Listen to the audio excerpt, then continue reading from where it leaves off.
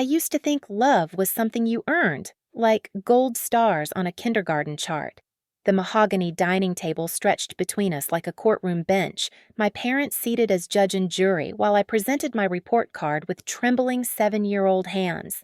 The paper felt heavier than it should have, weighted with expectations I was only beginning to understand. Mira, sweetie, my mother's voice carried that particular blend of disappointment and expectation that would haunt me for decades. If you're going to do something, do it right the first time.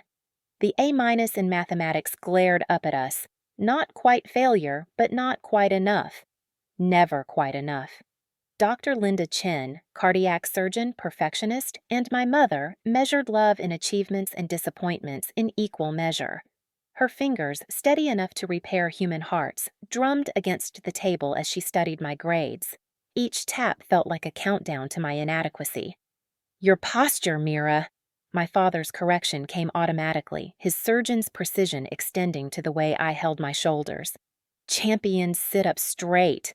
I straightened immediately, a puppet responding to invisible strings. I'm sorry, I whispered, though I wasn't sure what I was apologizing for. The grade? My posture? Existing in a way that required correction? Don't apologize.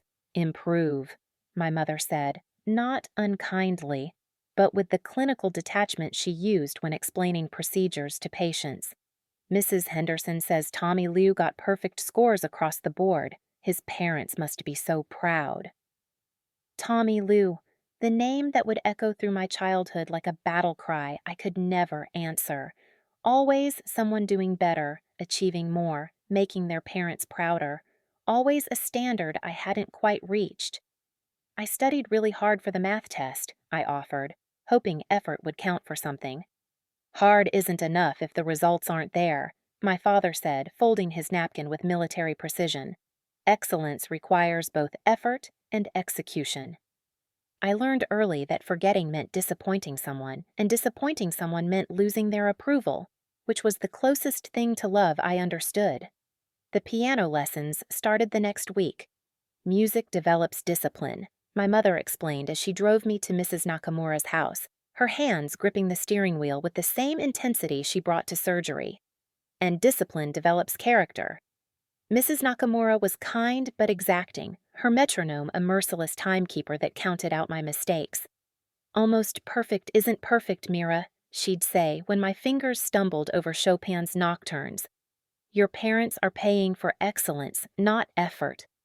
Almost Perfect became the story of my childhood. Almost Perfect at piano recitals where my parents smiled politely while other children earned standing ovations. Almost Perfect at school presentations that came back with red ink suggesting areas for improvement. Almost Perfect at family dinners where conversation centered around achievements rather than experiences. Tell us about your day, Mira. What did you accomplish? Accomplish. Not experience, not feel, not enjoy. Accomplish. I finished my science project early, I'd say, hoping enthusiasm would compensate for the fact that it wasn't extraordinary, just complete. Early is good, excellence is better, my father would reply, already reaching for his phone to check surgical schedules or research papers, always something more important than my attempts at conversation. My hypervigilant memory wasn't romantic. It was survival. I cataloged every promise made to me, every expectation set, every subtle shift in my parents' expressions that might indicate disappointment. I became a walking algorithm designed to predict and prevent displeasure, a human-shaped apology waiting to happen. By age 12, I was rewriting school essays 3 times before submission, not because teachers required it, but because my mother's editorial eye found flaws invisible to everyone else. If you're going to put your name on something, make sure it reflects well on you, she'd say, handing back pages marked with suggestions that felt more like surgical corrections than parental guidance. I didn't know other families operated differently until I spent the night at Sarah Kim's house in 8th grade. Her parents asked about her day without mentioning grades. They laughed at her jokes instead of correcting her posture. When she spilled juice at dinner, they handed her a towel instead of a lecture about being more careful. Your parents are so nice, I told her as we brushed our teeth before bed.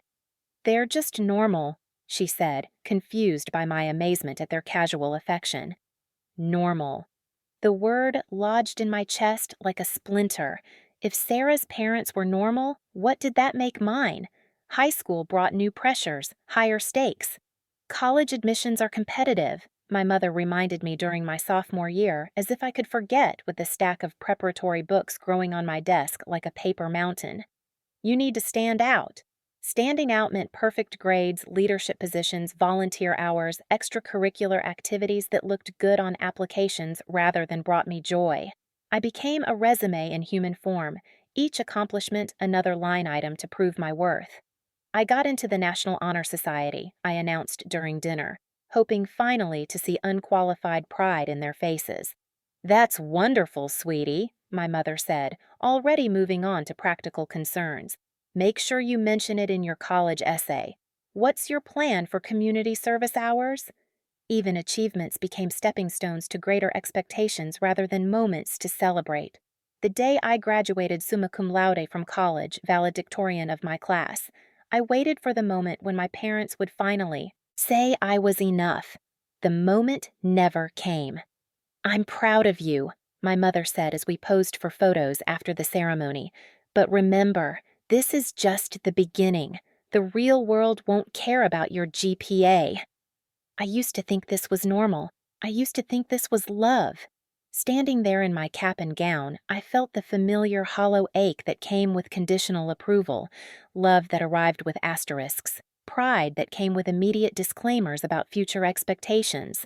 21 years of conditioning had taught me that my value was proportional to my performance, that love was a transaction where I paid with perfection and received approval in installments. I moved to Seattle to start my freelance design business, carrying with me the invisible weight of never being quite enough. Every client interaction became an opportunity to prove my worth.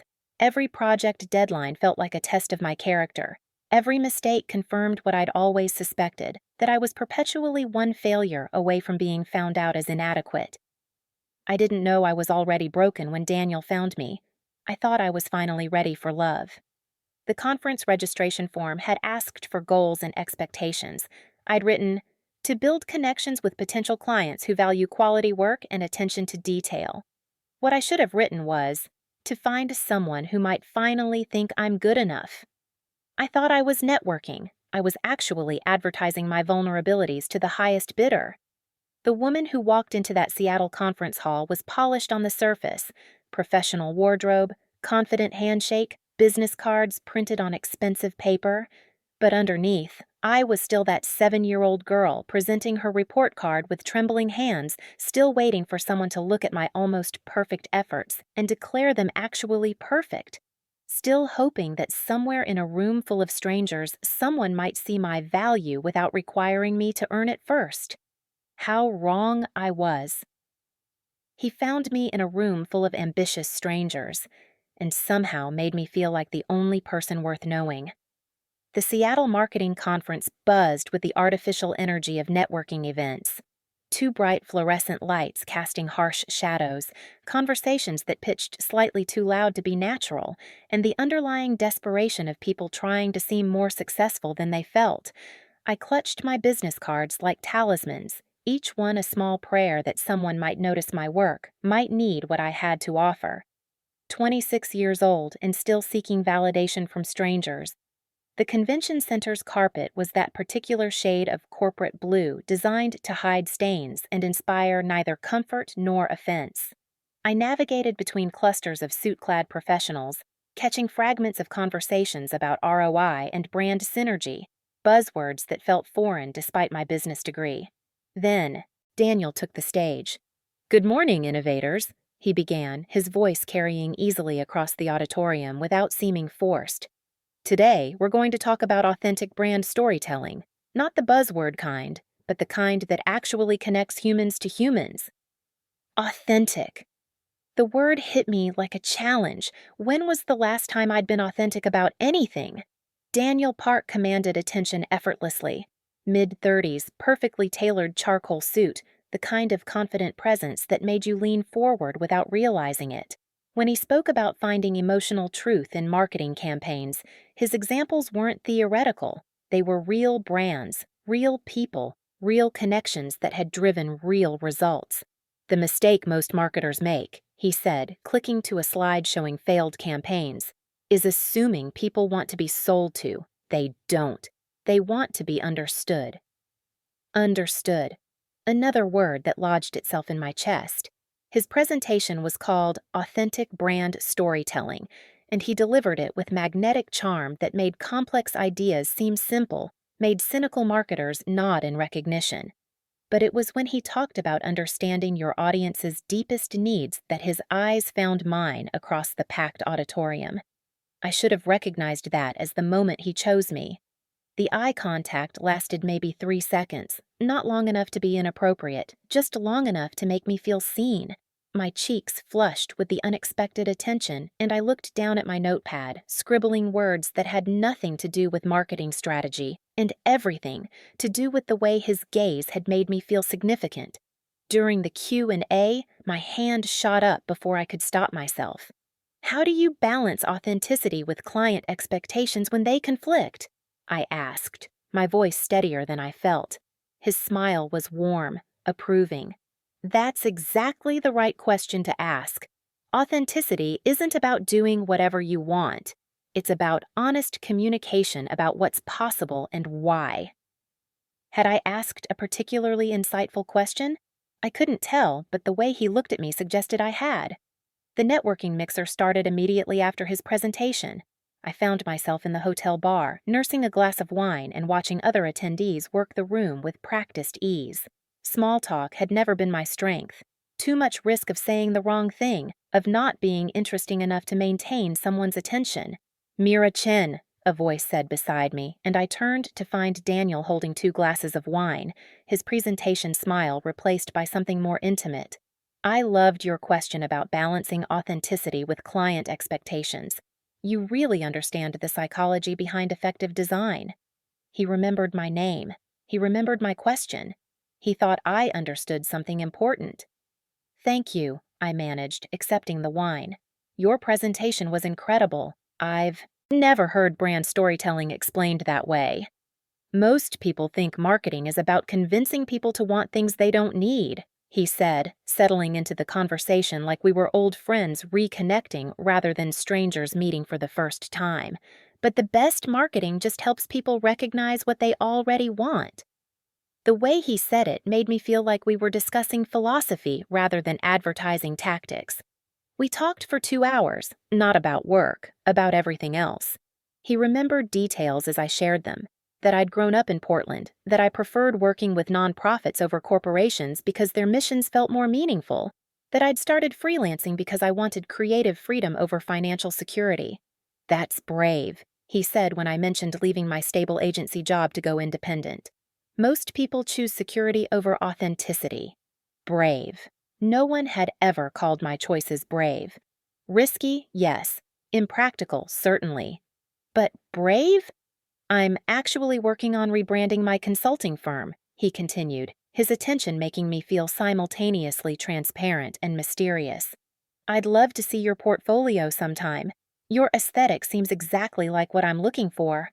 The compliment glowed warm in my chest. Someone important, someone successful and confident and clearly going places, had noticed my work, had noticed me.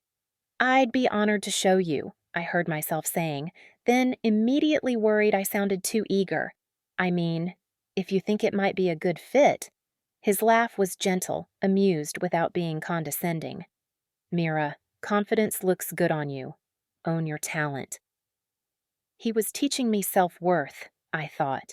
He was the first person who saw my value without requiring a performance. You know, he said, glancing around the increasingly crowded bar, this is exactly the kind of superficial networking environment I hate. Everyone's performing success instead of actually connecting. Connecting. Was that what we were doing? Can I take you to dinner tomorrow? He asked as the mixer wound down, his voice casual but his eyes intent. I'd love to continue this conversation somewhere quieter. Yes, my heart sang. Yes, yes, yes. I'd like that, I said, practicing the confidence he'd encouraged. We exchanged numbers, and as I walked back to my hotel room, I felt lighter than I had in months.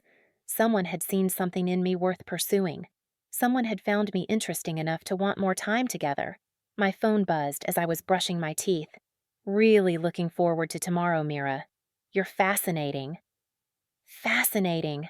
Me, Mira Chen, the anxious perfectionist who color-coded her calendar and apologized for having opinions. Someone like Daniel, polished, successful, magnetically charming, found me fascinating.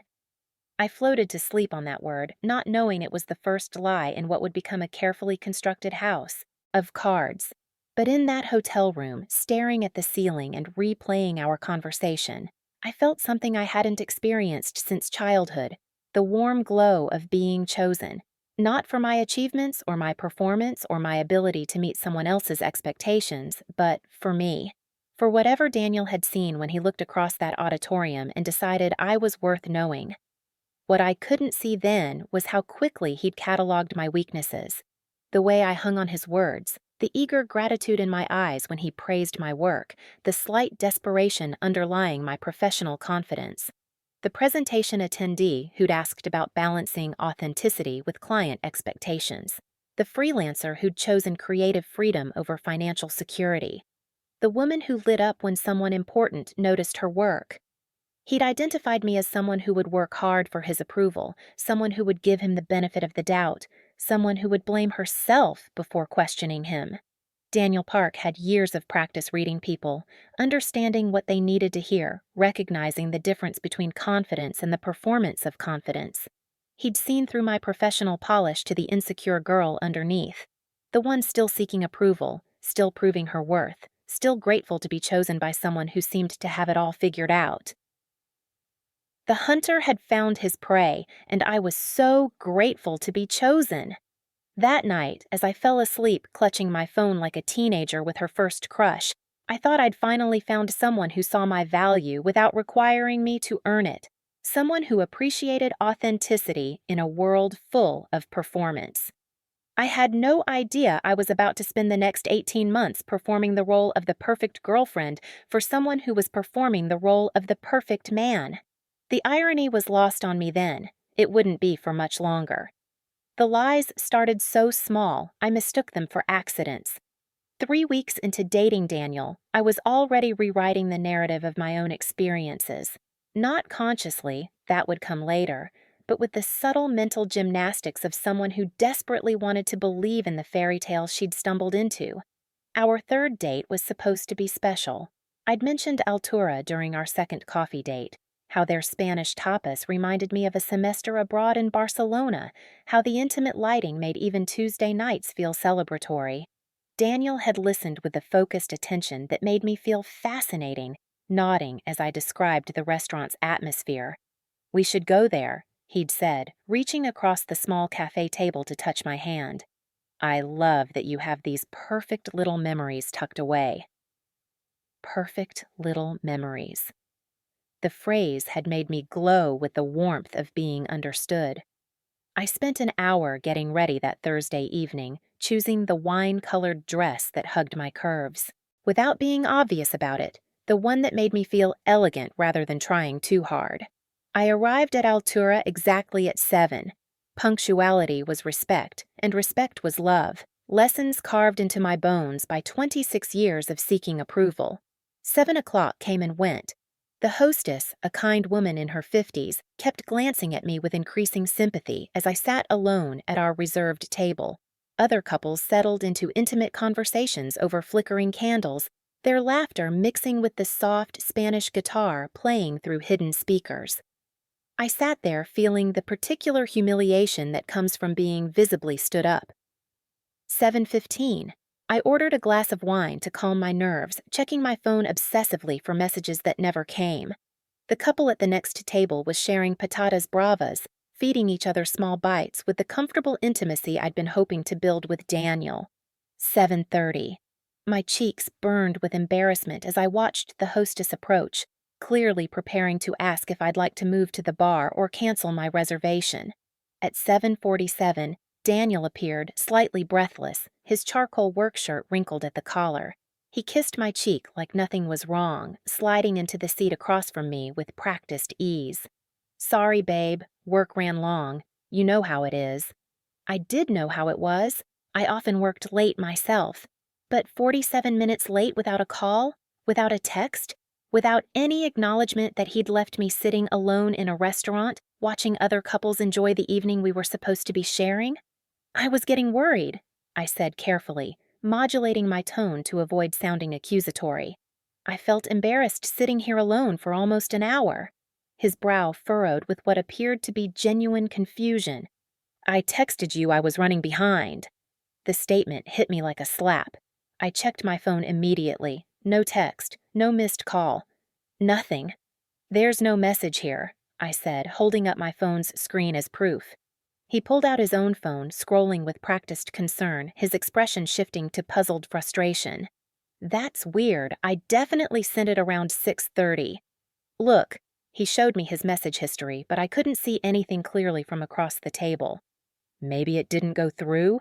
he suggested, his voice carrying just the right note of shared confusion. "Technology, right? These things happen." Maybe it didn't go through. Technology fails sometimes. The doubt crept in so subtly I didn't recognize it as manipulation. Maybe my phone had glitched. Maybe the restaurant's Wi-Fi was interfering with cell service. Maybe I was being unreasonable, expecting perfect reliability from imperfect systems. "I'm sorry you felt embarrassed," he said, reaching for my hand across the table. "That's the last thing I'd want. You know how much I care about you." The apology felt genuine. The concern in his eyes looked real. I wanted so desperately to believe both. "It's okay," I heard myself saying. "These things happen." But they kept happening.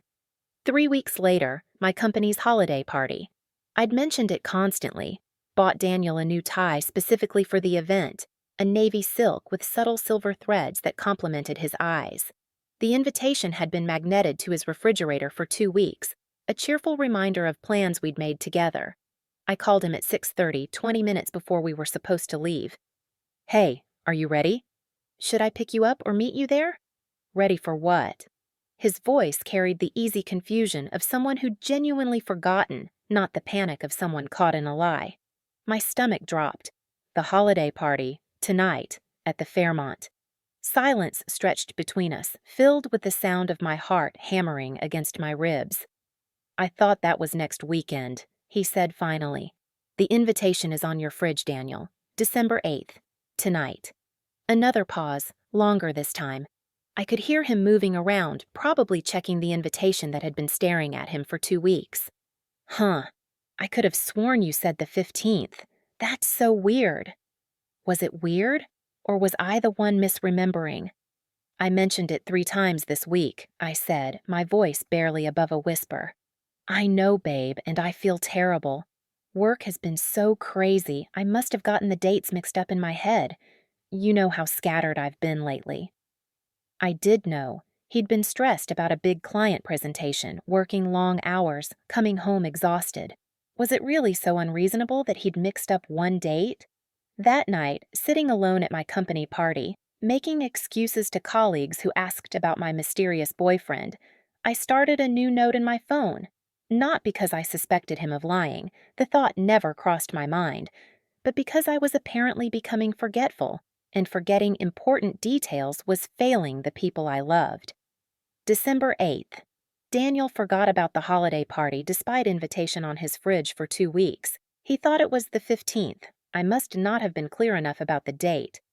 The notes accumulated like breadcrumbs leading deeper into a forest I didn't know I was entering. March 8th.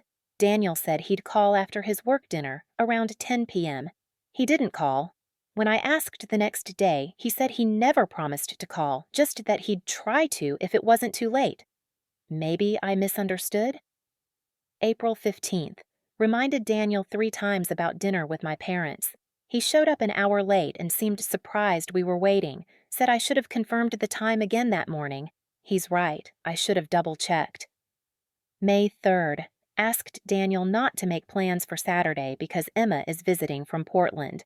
Found out Tuesday he scheduled a work happy hour that night. He says I never mentioned Emma's visit being important. I must not have been clear enough. Each entry was a small self-indictment, proof that the woman who'd built a successful freelance business through meticulous attention to detail was somehow constantly failing to communicate clearly with the man she loved. The woman who never missed a client deadline was apparently incapable of making plans that her boyfriend could remember. "You're being really sensitive lately," he said, after I expressed frustration about another missed plan, dinner reservations I'd made and confirmed, then sat through alone because he'd scheduled drinks with college friends on the same night. Sensitive. Eggshells. The words lodged in my chest like splinters. "I feel like I'm walking on eggshells around you," he continued, his voice gentle but wounded. "Like anything I do or don't do is going to set you off." Set you off. As if my disappointment over broken plans was an overreaction rather than a natural response to being consistently let down. "I'm not trying to be difficult," I said, hating how defensive I sounded. "I just want us to follow through on what we planned together." "Of course, babe. But life happens, you know. Things come up. I thought you were more flexible than this." Flexible. I used to be flexible. I used to be easygoing. What had happened to me? "Maybe you need to write things down," he suggested, not unkindly. "I know you're busy with work, and sometimes when we're stressed, details slip through the cracks." Details slip through the cracks. My birthday dinner. My work presentation that I'd been nervous about for weeks. The anniversary of my grandmother's death when I'd needed him most. These weren't details. They were the moments that mattered, the building blocks of intimacy and trust. But somehow, in Daniel's gentle reframing, they became evidence of my poor communication skills rather than his consistent unreliability. I was disappearing one small accommodation at a time and thanking him for the privilege. The most insidious part wasn't the missed plans or forgotten commitments. It was how he made each failure feel like a shared problem we needed to solve together rather than a pattern of disrespect I should address. How he transformed my legitimate disappointments into evidence of my increasing sensitivity, my growing demands, my inability to go with the flow.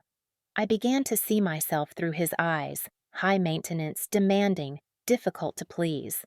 The woman who had once trusted her own perceptions completely now second-guessed every feeling, every memory, every reasonable expectation. The woman who had built her career on clear communication and reliable follow-through apparently couldn't make herself understood to the man who claimed to love her. By the end of our first year together, I was a stranger to myself and grateful for his patience with my many inadequacies.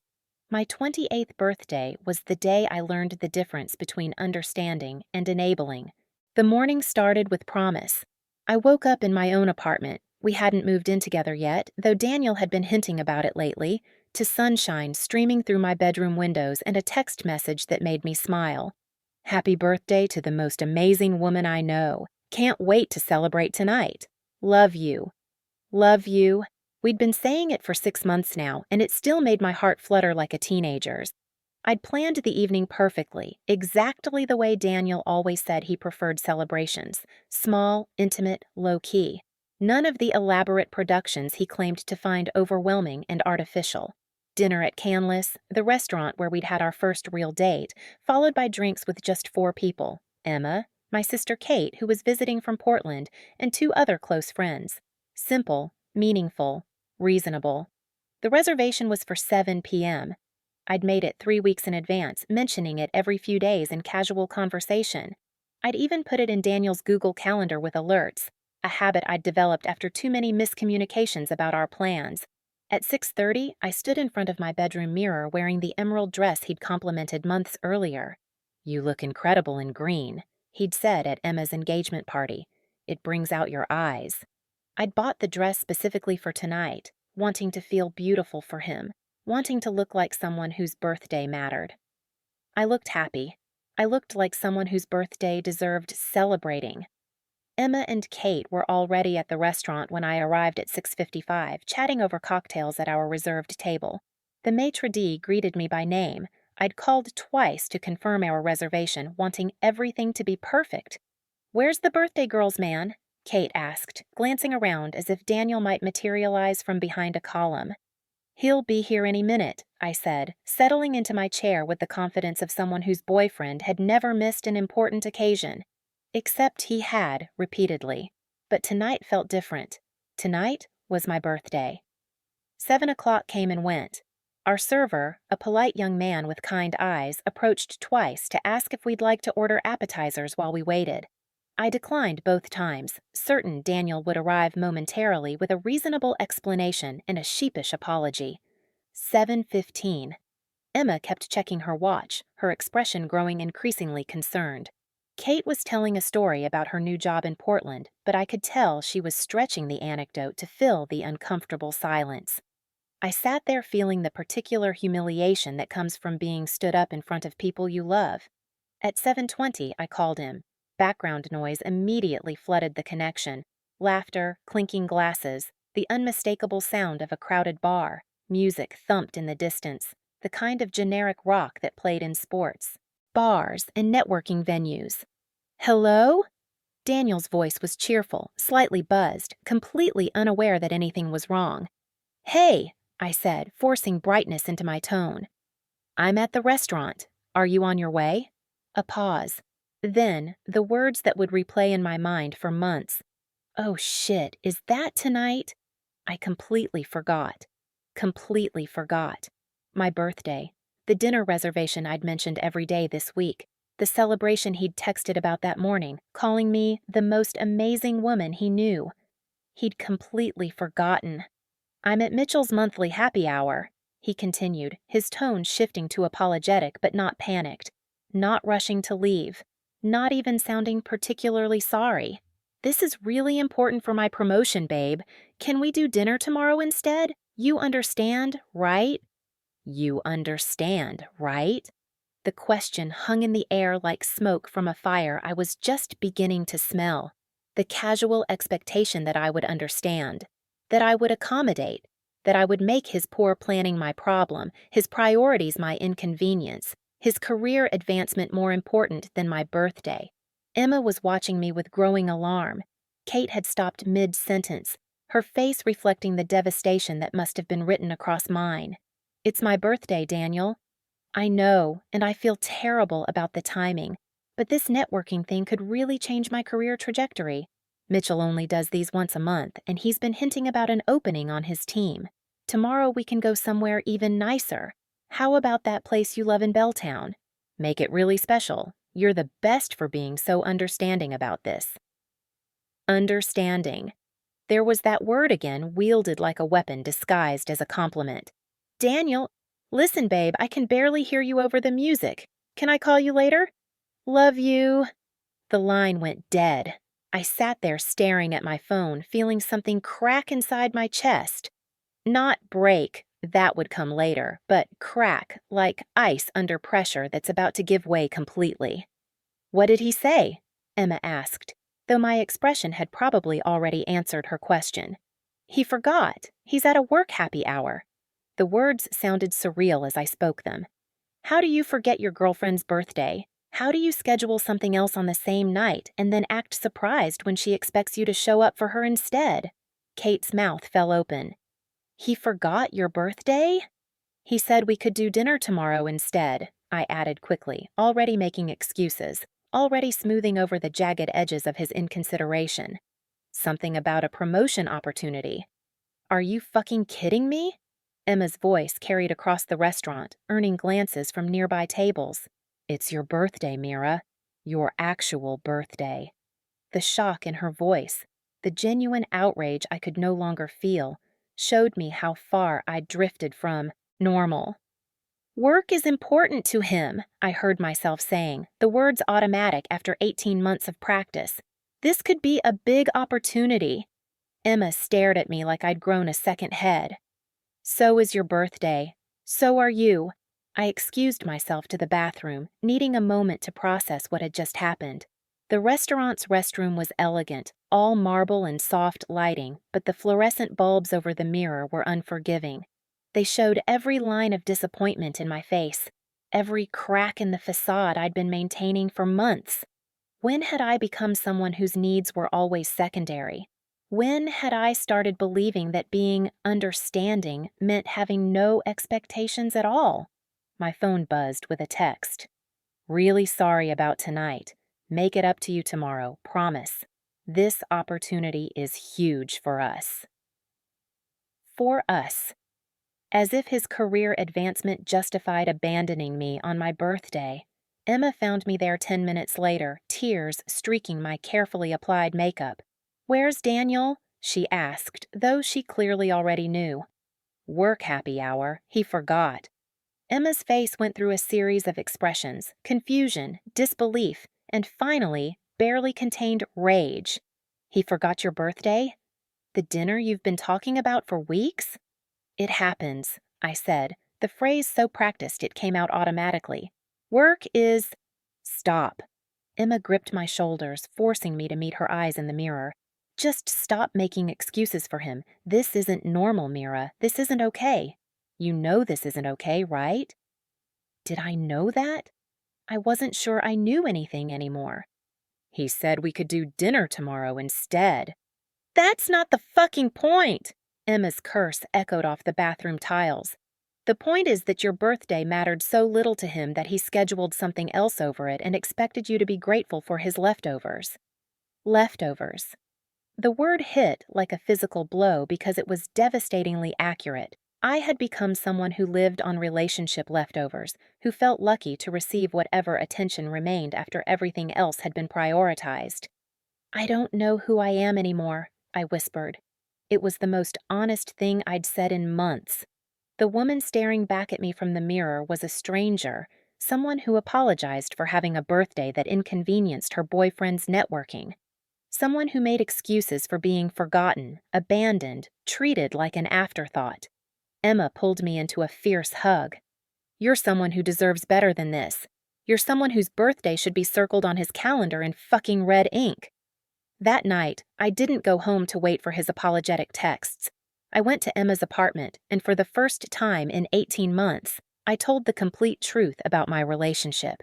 It took until 3 a.m. to catalog it all: the missed plans, the forgotten commitments, the way I'd learned to expect disappointment, and call it flexibility.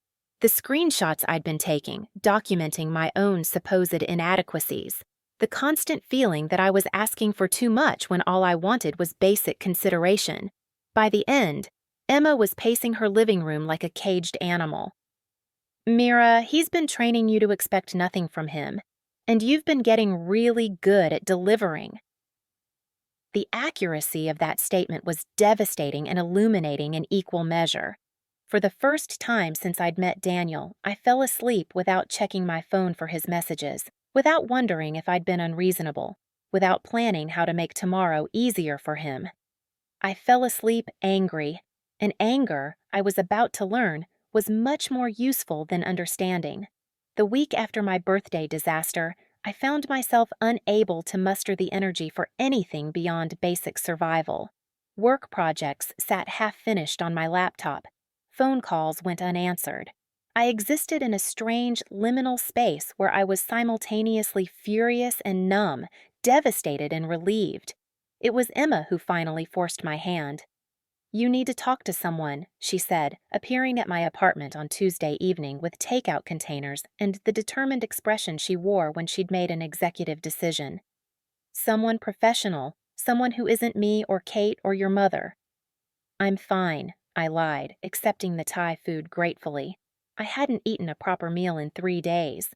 "Mira, you're documenting your boyfriend's lies like you're building a legal case. That's not fine. That's survival mode." She was right, though I wasn't ready to admit it. Dr. Elena Rodriguez had the kind of office that felt deliberately calming. Soft lighting that didn't strain your eyes. Plants that actually looked healthy instead of dying slowly under fluorescent bulbs. Tissues strategically placed but not conspicuously displayed like neon signs advertising your impending breakdown. I'd found her through my insurance website, choosing her partly because her bio mentioned relationship trauma, and partly because she had the earliest available appointment. "Tell me about a typical week in your relationship," she said during our first session, her pen poised over a legal pad. A typical week. The question should have been simple, but as I started talking, I realized how complicated my life had become. I described the careful choreography of accommodation, checking Daniel's mood before expressing my own needs, timing conversations to avoid his stress periods, planning around his schedule while keeping my own infinitely flexible. I wake up and immediately check his texts to see what kind of day he's having, I heard myself saying. If he seems stressed, I don't mention anything that might add pressure.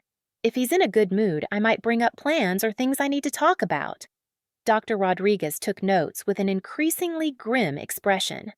I spend a lot of energy predicting his reactions, I continued, the words tumbling out faster now.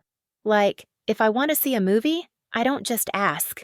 I research showtimes that work with his schedule, check what kind of week he's having at work, figure out how to present it so it doesn't feel like pressure. The mental energy I spent managing his emotions, smoothing over his inconsistencies, making myself smaller so he could feel bigger. Mira, she said finally, setting down her pen, how much energy do you spend managing his emotions and reactions? I don't manage his emotions, I protested automatically. I try to be understanding when he's stressed or when work is busy or when I stopped mid-sentence, hearing myself. The careful qualification, the automatic defense of his behavior, the way I'd learned to absorb his moods and make them my responsibility. Oh, you're managing his emotions constantly, she said gently. You've become responsible for his comfort, his convenience, his feelings, while your own needs have become optional. The session left me feeling worse, not better. More confused, not clearer. I'd expected therapy to provide immediate clarity, a neat diagnosis that would explain everything. Instead, I felt like someone had turned on harsh lights in a room I'd been navigating in comfortable darkness. Wasn't compromise supposed to be part of love? Wasn't understanding a virtue? I don't think he's doing it on purpose, I said during our third session, still defending him even as the evidence mounted. He's not abusive, he's just thoughtless sometimes. Dr. Rodriguez nodded patiently, the expression of someone who'd heard this particular rationalization many times before. Intent isn't magic, Mira. The impact on you is the same whether he means to dismiss your needs or not. And after 18 months, thoughtlessness becomes a choice. Thoughtlessness becomes a choice. The words lodged themselves in my mind like seeds waiting for the right conditions to sprout. But I love him, I said, the admission feeling like giving up some essential part of myself. I believe you do, but love shouldn't require you to disappear. She gave me homework that felt ridiculous at first. Write down my feelings without qualifying them. Practice saying no to small requests. Identify when I was apologizing for things that weren't my fault. Progress came in uncomfortable increments. The first assignment was harder than it seemed. I feel disappointed instead of I feel disappointed, but I understand why he couldn't make it. I feel angry instead of I feel frustrated, though I know he's under a lot of pressure. Removing the qualifications felt like removing safety nets. I'm disappointed that you're late again, I said the next time Daniel showed up 20 minutes behind schedule. No explanation offered, no acknowledgement that I'd been waiting. His eyebrows shot up. You're really keeping track of time now, aren't you? Before therapy, I would have apologized for making him feel bad about being late. Before therapy, I would have explained that I wasn't trying to be controlling, that I understood traffic was unpredictable. I'm being consistent about my boundaries, I replied, the words feeling foreign but powerful in my mouth. Daniel's confusion was genuine. For 18 months, I'd been a friction-free girlfriend, accommodating, understanding, endlessly flexible. This new version of me, who had expectations and voiced disappointments, was unfamiliar territory for both of us. You used to be so easygoing, he said after I left a party without him when he was an hour late with no communication. I don't understand what's changed. What had changed was that I'd learned the difference between being easygoing and having no standards. I'm the same person, I told him. I just stopped apologizing for having needs. The fights began in earnest then, circular arguments about my new attitude and his confusion about what had shifted between us. He couldn't understand why the woman who used to smile through his tardiness was now expressing frustration, why the girlfriend who used to make excuses for his forgetfulness was now pointing out patterns. "It feels like you're keeping score," he complained after I mentioned that he'd missed our last 3 planned dinner dates. "I'm not keeping score," I said, my voice steady with new conviction. "I'm noticing patterns. There's a difference." Dr. Rodriguez had taught me that difference during our 4th session. "Keeping score is about punishment," she'd explained. "Noticing patterns is about protection. One is looking backward to assign blame. The other is looking forward to make informed decisions." "Maybe you should talk to someone," Daniel said one evening after I refused to reschedule my therapy appointment to accommodate his suddenly urgent work drinks. "This behavior isn't like you. This behavior, having boundaries, maintaining commitments to myself, refusing to make my schedule infinitely flexible for his convenience, wasn't like the old me." "You're right," I agreed. "It's not like me. It's better." The woman who had once documented every slight in her phone, gathering evidence of her own inadequacy, now documented small victories. March 15th told Daniel I couldn't change our dinner plans last minute for his work event. He seemed annoyed, but I didn't apologize. Felt powerful. April 2nd. When Daniel said I was being dramatic about wanting him to remember my work presentation, I said, "No, I'm being clear about what's important to me." He didn't have a response. May 10th. Left the movie theater when Daniel showed up 30 minutes late without calling. He texted angry messages, but I didn't engage. My time has value. For the first time in my adult life, I was learning that I didn't have to shrink to make someone else comfortable. "The hardest part," I told Dr. Rodriguez during our 8th session, "is that he makes me feel like I'm being unreasonable. Like wanting basic respect is asking too much." "So, what would you tell a friend who was dating someone who consistently forgot her important events, showed up late without explanation, and made her feel guilty for having expectations?" The question hung in the therapy office air. I knew the answer immediately. I'd tell her to run. I'd tell her she deserved better. I'd tell her that love shouldn't feel like a constant audition for approval. So why was it so hard to tell myself the same thing? "Because," Dr. Rodriguez said when I posed the question aloud, "you were trained from childhood to believe that love is conditional on your performance. Daniel isn't creating these patterns. He's exploiting ones that were already there." The truth of that statement was both devastating and liberating. My parents' conditional love had prepared me perfectly for Daniel's manipulation. 26 years of learning that disappointment meant losing approval had made me an ideal target for someone who withheld consistency like a reward to be earned. But now I was learning a different way to exist in the world. "What would happen," Dr. Rodriguez asked during our 10th session, "if you stopped managing his reactions to your needs?" "He'd be upset," I said automatically. "And then what?" I don't know, be upset." "And you would?" "Still exist," I said slowly, the realization hitting me like cold water. I would still exist. That simple truth, that I could survive someone else's displeasure, began to reshape everything. 3 months of therapy had given me something I'd never possessed before, the ability to see my relationship clearly without the distorting lens of desperation. The woman who had once contorted herself into impossible shapes trying to earn Daniel's consistency now sat across from him on a rainy Thursday evening, watching him scroll through his phone while I worked on my laptop. The silence between us felt like a canyon that had been widening for months. We were in his apartment, supposedly spending quality time together, but the tension was thick as fog. Every ping of his phone notifications felt like a small rejection. Every glance at his screen instead of at me was a reminder that I ranked somewhere below Instagram stories and work emails in his hierarchy of attention. "We need to talk," I said, closing my laptop with deliberate finality. He looked up with the expression of someone already preparing his defense, his thumb still hovering over his phone screen. "About what?"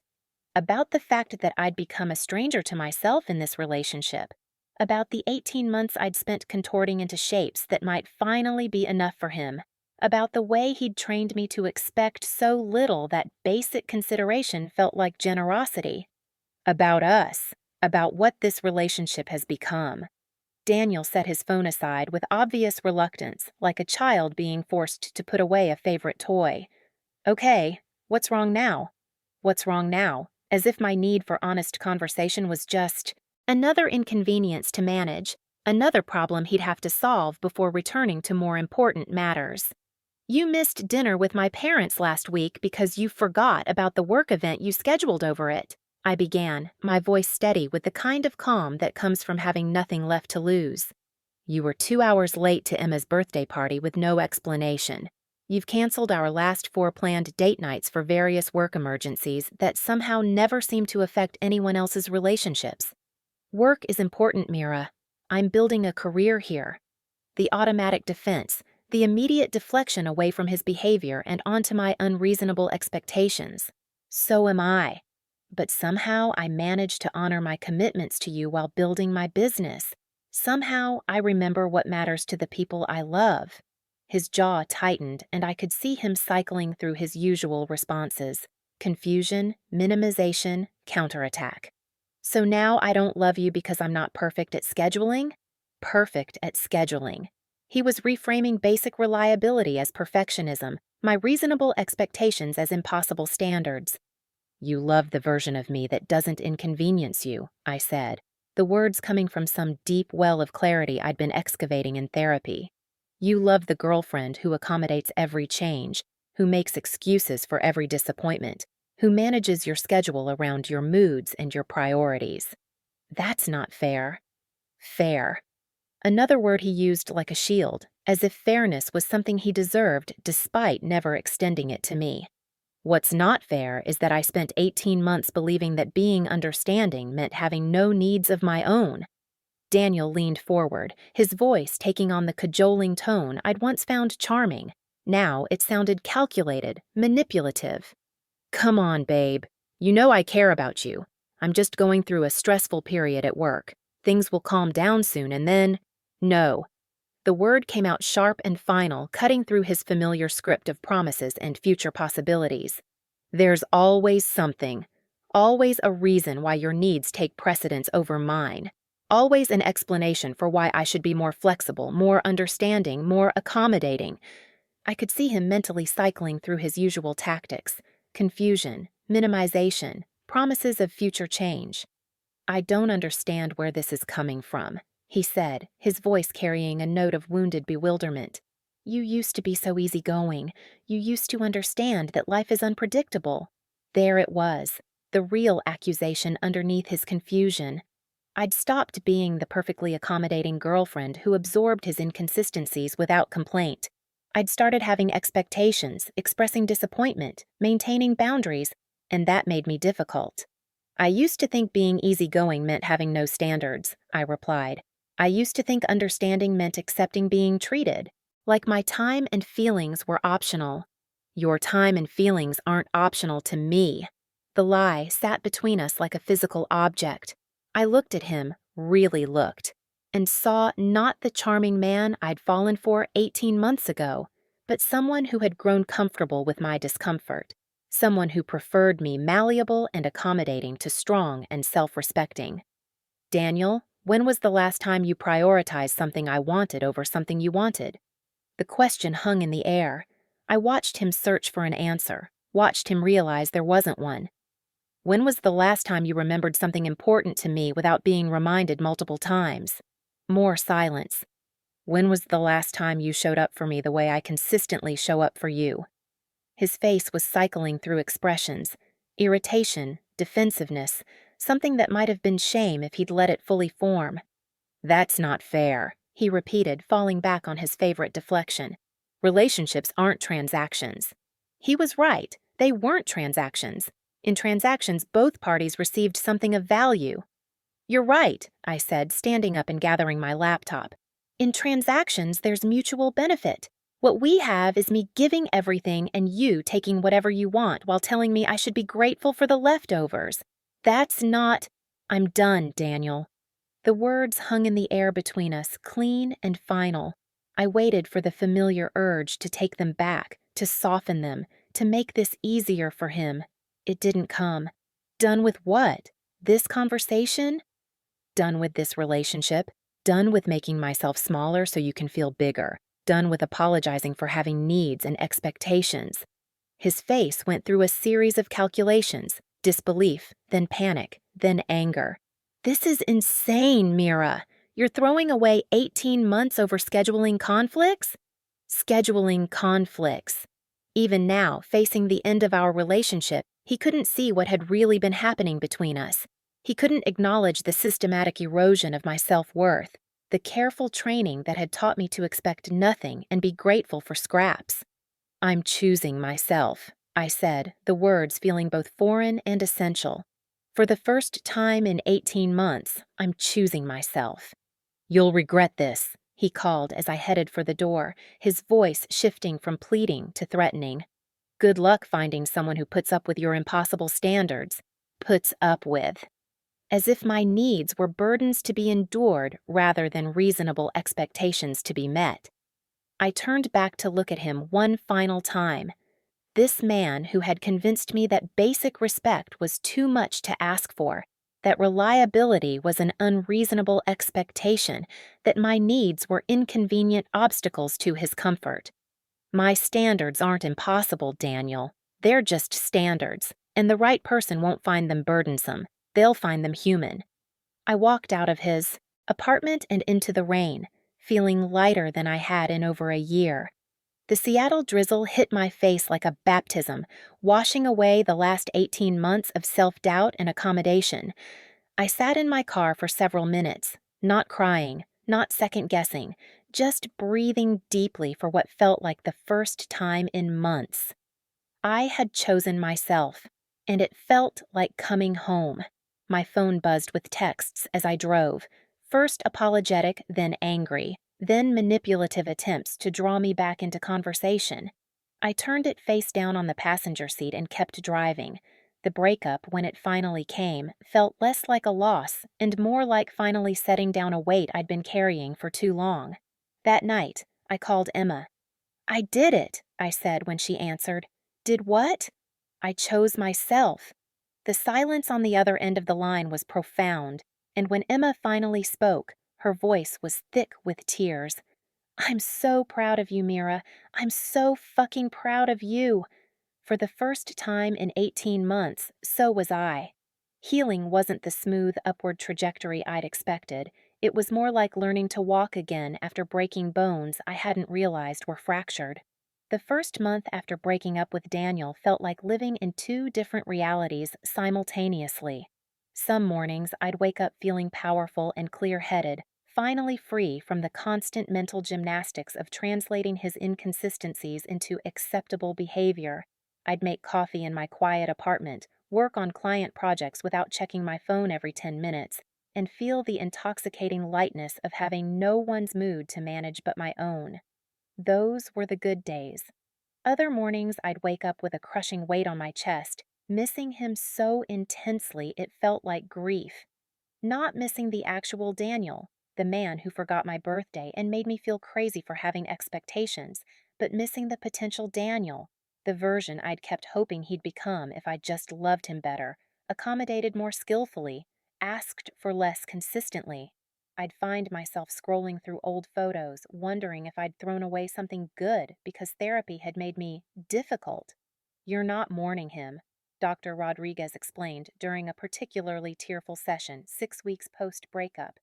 You're mourning the energy you invested, the hope you carried, the version of yourself you contorted into trying to make him happy. I sat in her office clutching a tissue, my eyes red from crying over a relationship that had made me miserable for 18 months. The absurdity wasn't lost on me. I keep waiting for him to reach out, I admitted, the words feeling like admitting to a shameful addiction. To fight for us, to prove that I mattered enough to change for... Dr. Rodriguez leaned forward slightly. And if he doesn't? The question hung in the therapy office air like incense, heavy and transformative. If he doesn't, then I have my answer about what I was worth to him. Daniel never did. Reach out. No dramatic gesture, no tearful voicemail, no sudden recognition of what he'd lost. His social media showed him at bars with coworkers, at weekend events with friends, living his life as if I'd never been in it. The silence was its own message. I had been exactly as replaceable as I'd feared. But surprisingly, his silence became a gift. It eliminated the temptation to respond to apologetic texts that never came, to consider giving him another chance to disappoint me, to believe that maybe this time would be different. His indifference was the closure I hadn't known I needed. 3 months post-breakup, Emma set me up with Trevor, a CPA she'd met through her work. "He's stable," she said, as if stability was a exotic quality she'd discovered in some far-off land. Like he shows up when he says he will. Revolutionary concept. Trevor was everything Daniel wasn't. Punctual, consistent, emotionally available. Our first date lasted 4 hours because conversation flowed easily, because he asked follow-up questions about things I'd mentioned, because he seemed genuinely interested in my thoughts rather than waiting for his turn to talk. And I found myself deeply suspicious of all of it. "He texted me back within an hour," I told Emma after our second date, my voice carrying a note of confusion that made her laugh. "That's normal, Mira. That's what people do when they're interested." "But like, consistently? Every time?" Emma stared at me across her kitchen table. "Listen to yourself. You're complaining that a man is reliable." I was sabotaging a promising connection because I'd been conditioned to expect disappointment, to find drama more familiar than peace. On our third date, Trevor mentioned that he'd blocked out Saturday evening for our dinner plans, had already looked up the restaurant menu, was excited to try the seafood special I'd mentioned wanting. The thoughtfulness should have been touching. Instead, I felt claustrophobic. "I don't know how to receive healthy behavior," I admitted to Dr. Rodriguez the following week. "It feels boring, or like a trick." "Trauma bonding is real," she explained. "You've been conditioned to associate love with struggle, consistency with deception. The nervous system doesn't distinguish between familiar and healthy, it just knows what feels normal." Normal, for me, had become walking on eggshells and making excuses for poor treatment. I ended things with Trevor after 5 dates, not because he'd done anything wrong, but because his kindness felt foreign and potentially false. He took the rejection gracefully, which somehow made me feel worse about my inability to accept what I claimed to want. Learning to trust consistent kindness became its own form of therapy. 8 months after the breakup, I started journaling as homework from Dr. Rodriguez. The assignment was simple. Write about my experience without censoring myself, without making excuses for Daniel's behavior, without minimizing the impact on my sense of self. The words poured out like water from a broken dam. I wrote about the slow erosion of my confidence, the way I'd learned to apologize for having needs, the exhaustion of constantly managing someone else's reactions to my reasonable expectations. I wrote about my birthday, about the screenshots I'd taken, about the way I'd disappeared piece by piece until I no longer recognized myself. One particularly difficult week, I'd run into Daniel at a coffee shop where he'd been charming to the barista and completely ignored me. I wrote a post about the mindfuck of being made to feel crazy for wanting basic respect. I published it on Medium without much thought, more as a way to externalize my frustration than to build an audience. The idea that strangers might read about my private humiliation felt terrifying and necessary in equal measure. The response surprised me. Within 24 hours, the post had dozens of comments. Women sharing their own stories of being called high maintenance for expecting punctuality, labeled controlling for wanting honest communication, dismissed as dramatic for having emotional reactions to being consistently disappointed. "This is exactly what happened to me," one comment read. "He had me convinced that wanting him to show up when he said he would was asking too much. I started taking screenshots too," wrote another. "I thought I was going crazy until I realized the pattern was him, not me." "You just described my entire marriage." I'm printing this to show my therapist. The community that formed around that first post became a source of support and accountability I hadn't expected. Women holding each other accountable for maintaining boundaries, celebrating small victories like ending relationships early when red flags appeared, sharing resources for therapy and healing. I realized I wasn't alone in having been gaslit into questioning perfectly reasonable expectations. The blog grew organically over the next year. I wrote about therapy breakthroughs, about learning to trust my instincts again, about the difference between being understanding and being a doormat. My most popular post, the minimum baseline test, wasn't revolutionary. It was a simple list of behaviors that should be non-negotiable in healthy relationships. The post went viral because it gave women permission to expect what should have been baseline behavior. As my readership grew, my relationship with myself continued to evolve.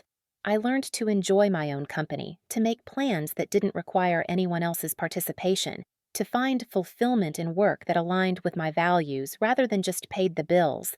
I started taking on more nonprofit clients, designing campaigns for organizations that helped women escape abusive relationships. 18 months post-breakup, I met Marcus at a conference on trauma-informed design. He was presenting on therapeutic communication techniques, and during the Q&A, I asked about adapting those principles for visual storytelling. "That's a fascinating question," he said afterward, approaching me during the networking break. "I'd love to continue this conversation. Are you free for coffee?"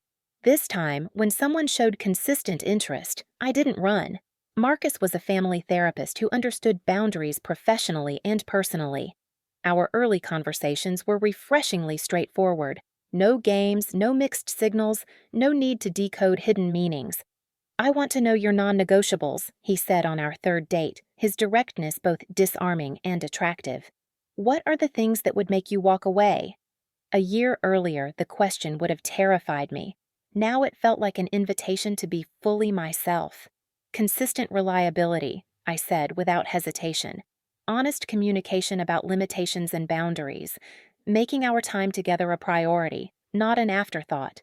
He nodded thoughtfully. "Those sound reasonable. What about you? What would make you question whether this is working?" We talked for 3 hours that night about compatibility, expectations, and the difference between compromise and self-abandonment. Marcus wasn't perfect. He struggled with work-life balance, sometimes bringing the emotional weight of his caseload home in ways that affected our time together. But when I mentioned this pattern, he didn't get defensive or tell me I was being dramatic. "You're right," he said. "I need better boundaries between work and personal time. What would help you feel more prioritized?" I was learning what it felt like to be with someone who saw my needs as information rather than inconvenience. The woman who had once felt crazy for having standards was finally discovering what it meant to have them honored. 5 years after my relationship with Daniel ended, I barely recognized the woman I used to be.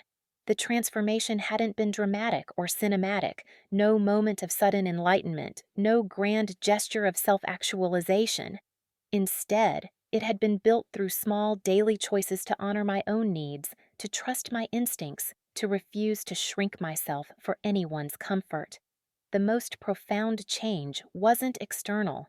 It was the quiet confidence that came from trusting my own perceptions. My life had taken on a rhythm that felt sustainable rather than performed. The blog had evolved into a comprehensive resource platform with guest posts from therapists, legal advocates, and other survivors. My graphic design business focused primarily on nonprofits addressing relationship trauma, work that felt meaningful rather than just profitable. And my relationship with Marcus had deepened into something I'd never experienced before: partnership built on mutual respect and clear communication. "I have something to tell you," Marcus said over dinner on a Tuesday evening, his expression serious enough to make my stomach clench with old anxiety. Before healing, I would have immediately started mentally cataloging everything I might have done wrong, every way I might have disappointed him. "Okay," I said, setting down my fork and giving him my full attention. "I've been offered a position at Seattle Children's Hospital Trauma Unit. It's an incredible opportunity, but it would mean longer hours, more emotional intensity, probably some weekend work." He was telling me about a potential change that would affect our relationship before making the decision. He was treating my input as valuable rather than optional. The old me would have immediately started figuring out how to accommodate this change, how to support him while minimizing any inconvenience my needs might cause. The new me took a different approach. "How do you feel about it?" I asked. "Excited about the work? Concerned about the impact on us?" "I want to make sure we can maintain the connection we've built even if my schedule becomes more demanding." We spent the evening discussing logistics, boundaries, and what we'd both need to feel secure if he took the position. It was the kind of conversation I'd never had with Daniel. Honest, collaborative, treating our relationship as something precious to protect rather than something I'd adapt around. We talked about maintaining date nights, about communication during stressful periods, about how to handle the emotional spillover from his new role. Marcus took the job, and we navigated the transition together. Some weeks were harder than others, but we maintained our commitment to weekly check-ins, protected time together, and honest communication about how the changes were affecting us. This was what partnership looked like. Two people working together to honor both individual growth and collective well-being. The book deal had come through a small press that specialized in mental health resources. Basic Respect Isn't High Maintenance wasn't a bestseller in the traditional sense, but it found its audience steadily through therapy offices, book clubs, and word-of-mouth recommendations. The most meaningful response wasn't the positive reviews, but the personal letters. Women wrote to tell me the book had helped them recognize patterns early, leave relationships before years of damage accumulated, or find language for experiences they'd thought were uniquely shameful. Mothers bought copies for their college-age daughters. Therapists recommended it to clients struggling with boundary setting. 3 years into writing publicly about my experience, I received an email that stopped me cold. "Hi, Mira. You don't know me, but I'm reaching out because I think I might be the Daniel in someone's story. I've been reading your blog after my girlfriend left me, and I'm seeing patterns in my behavior that I never recognized before. I'm starting therapy, but I wanted to ask, is there anything you wish Daniel had understood that might help me be better for the next person? Jake." The vulnerability in that message surprised me. Most men who disagreed with my writing did so defensively. But Jake's question was genuine, not seeking absolution, but understanding. I spent a week crafting my response. "Jake, the fact that you're asking this question suggests you're already further along than you realize. What I wish Daniel had understood is that love isn't proven by someone's willingness to accept poor treatment. Real love makes space for both people's needs, celebrates rather than resents boundaries, and shows up consistently rather than making grand gestures to compensate for daily disappointments. Focus less on proving you're not that guy and more on becoming someone whose actions align with their stated values. The work is ongoing, but the person you become in the process will be worth it." Mira. I never heard back from Jake, but I hoped he was doing the work. Daniel's story, according to mutual acquaintances, had followed a predictable pattern. After our breakup, he'd dated Rebecca, a kindergarten teacher who'd been dealing with her mother's cancer diagnosis.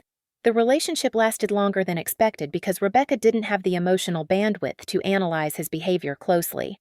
When that relationship ended, it was because Rebecca's friends intervened after months of watching her become increasingly anxious and self-doubting. The pattern had repeated with 2 more women over 5 years. Daniel would find someone kind and accommodating, gradually erode their boundaries through inconsistency and manipulation, then act confused when they finally reached their breaking point. His growth or lack thereof had no bearing on my life or my healing. The cultural conversations around emotional manipulation had shifted noticeably since I'd started writing. Dating apps included prompts about communication styles and relationship expectations. Self-help books about boundaries climbed bestseller lists. Therapy became more mainstream and accessible. The change was incremental rather than revolutionary, measured in individual women learning to trust their instincts rather than broad societal transformation. On a quiet Sunday morning, Marcus was reading in our living room while I worked on my laptop, the comfortable silence punctuated by the sound of rain against our windows. The scene was peaceful in a way that would have felt foreign to the woman I used to be. No tension, no walking on eggshells, no energy spent managing someone else's moods. My phone buzzed with a message from a reader. "Mira, I left him yesterday." After 3 years of feeling crazy for wanting basic consideration, I finally chose myself. Your blog helped me realize that my standards weren't too high. They were exactly what I deserved. Thank you for showing me that it was possible to walk away. Sarah.